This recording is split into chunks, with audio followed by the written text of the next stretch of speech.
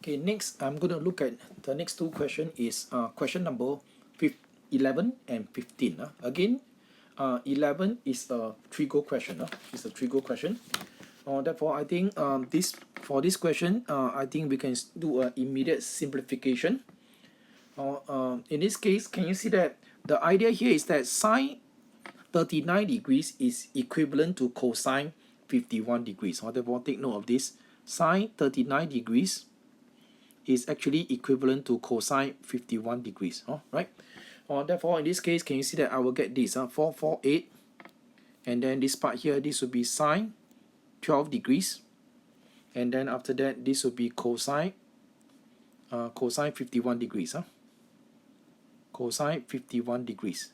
Right, now let me clean this part off. Right. Then in this case, this part here, that would be sine 51 degrees, right? And then divided by, okay, then your sine 24 degrees, you can actually take it as a double angle. That would be sine 12 degrees cosine 12 degrees.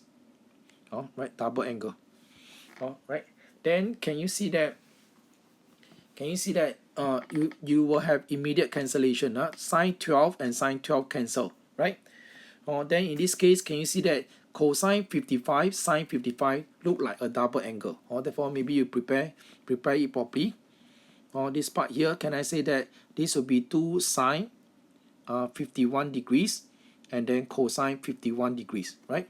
Then divided by 4 cosine 12 degrees, because top and bottom I multiply by 2, right? And with that, can you see that you will get 448, and then this would be just equal to sine 102, double angle, right? Then the denominator is basically cosine 12 degrees, 12 degrees. And again, can you see that 102 degrees is actually 90 degrees plus 12.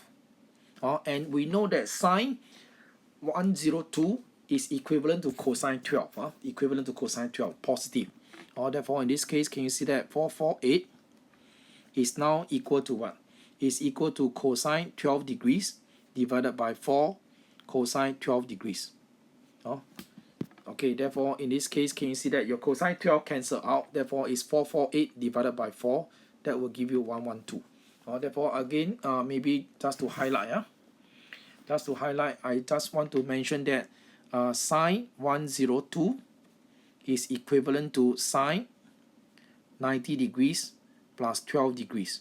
Therefore, this is what we call complementary sign. Cosine is complementary sign, right? Therefore, this will be converted into cosine 12 degrees. Therefore, I think this is the result that I use. Therefore, with that, we complete question number 11, which is quite fast.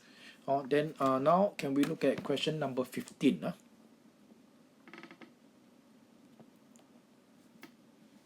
Okay, let's look at question number 15. Let m be the maximum possible value of this expression. Can you see that m is the maximum possible value of this expression? Then you are asked to find the value of 9m. Therefore, again, can you see that maybe put it properly, put the expression properly. It is actually x cubed and then plus 15x squared and then minus 39x minus 54, divided by x plus 1. Therefore, what do?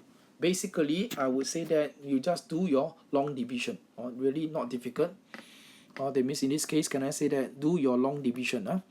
This would be just equal to minus x cubed and then plus 15x squared and then minus 39x.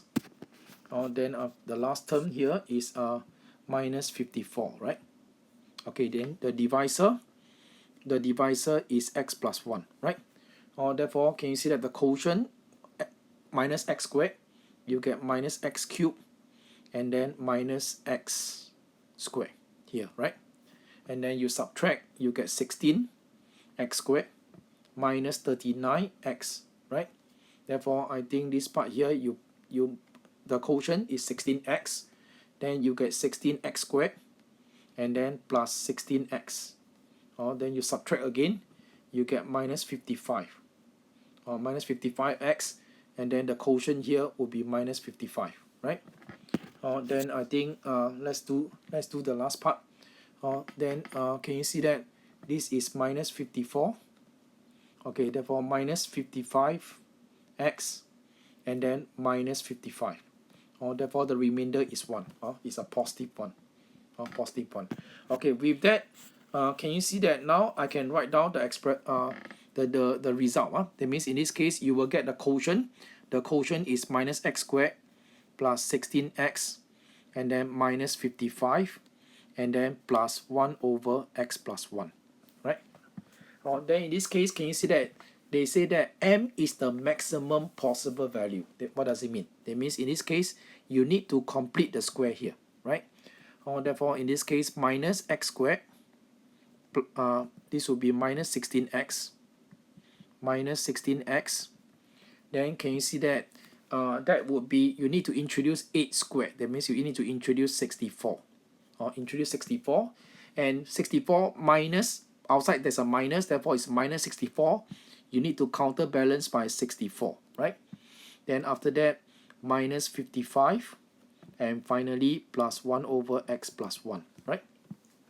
And in this case, can you see that you get minus x minus 8 squared, and then this part here is plus 9, and then plus 1 over x plus 1, right? Therefore in this case, what is the maximum value? That means, can you see that m maximum, m is the maximum value, right? Maximum value provided what? Provided this square here is 0. Agree now? And when does it happen? It will happen when your x is equal to 8, right? When your x is equal to 8. Therefore, this maximum value m is actually what? Is actually 9 plus 1 over 8 plus 1. Therefore, in this case, it's actually 82 over 9. Then after that, the question actually want you to find 9m, right? Therefore, in this case, what is 9m? 9m will be just equal to 9 times 82 over 9. Therefore, the final answer is just equal to 82. Right? Okay, let me shrink down everything so that you can see the whole answer. Not difficult. I think it's pretty straightforward. Okay, I'll stop here.